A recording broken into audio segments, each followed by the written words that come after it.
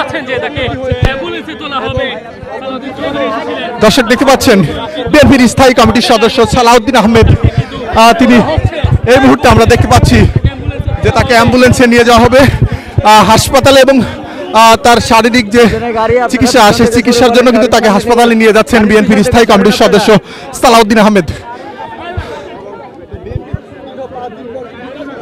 দর্শক দীর্ঘ 5 দিনের টানা অন্বেষণের পর আমরা দেখতে পাচ্ছি যে গুরুতরভাবে অসুস্থ আমজনতা তারেক, এবং আমরা এই মুহূর্তে যেমনটি দেখছি যে তারেককে নিয়ে যাওয়া হচ্ছে, সালাউদ্দিন আহমেদ হাত ধরে তাকে নিয়ে যাচ্ছেন আমরা দেখতে পাচ্ছি।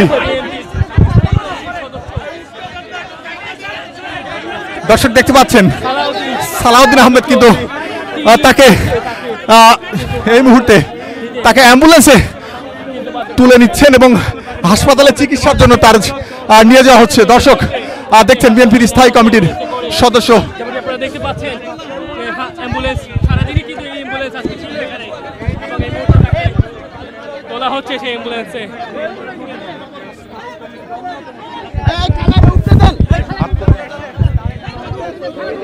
দর্শক যেমনটি দেখতে পাচ্ছেন